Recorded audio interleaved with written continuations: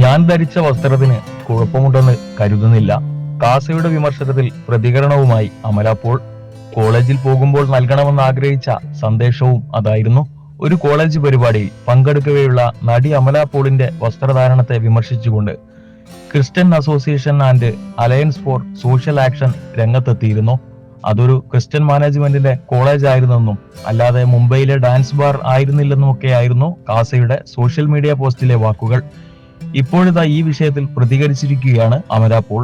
കോളേജിൽ പ്രൊമോഷനായി പോയ level cross എന്ന അതേ സിനിമയുടെ വാർത്താ സമ്മേളനത്തിൽ ഇത് സംബന്ധിച്ച മാധ്യമപ്രവർത്തകരുടെ ചോദ്യത്തിനാണ് അമല പോളിന്റെ പ്രതികരണം. ഇത്തരമൊരു വിമർശനം ശ്രദ്ധയിൽപ്പെട്ടില്ല എന്നും എന്താണ് പ്രതികരണമെന്നുള്ള ചോദ്യത്തിന് അമല പോളിന്റെ മറുപടി ഇങ്ങനെ: എനിക്ക് ഇഷ്ടമുള്ളതാണ് ഞാൻ ധരിക്കുന്നത്. ഞാൻ ധരിച്ച വസ്ത്രത്തിന് എന്തെങ്കിലും കുഴപ്പമുണ്ടെന്നോ അനുചിതമാണെന്നോ ഞാൻ കരുതുന്നില്ല. ഒരുപക്ഷെ അത് ക്യാമറയിൽ കാണിച്ച വിധം അനുചിതമായിരിക്കാം. തെറ്റായ ഒരു വസ്ത്രമാണ് ഞാൻ ധരിച്ചതെന്ന് എനിക്ക് തോന്നുന്നില്ല. അതിനെ എങ്ങനെയാണ് കാണിച്ചതെന്നത് എന്റെ നിയന്ത്രണത്തിലല്ലല്ലോ. ഞാനിട്ട ഡ്രസ്സ് എങ്ങനെ ഷൂട്ട് ചെയ്യണം, എങ്ങനെ കാണണമെന്നുള്ളത് എന്റെ നിയന്ത്രണത്തിലല്ല. അത് അനുചിതമായി എന്ന് എനിക്ക് തോന്നുന്നുണ്ട്. പക്ഷെ ഞാൻ ധരിച്ച വസ്ത്രത്തിൽ പ്രശ്നമൊന്നും ഉണ്ടായിരുന്നില്ല.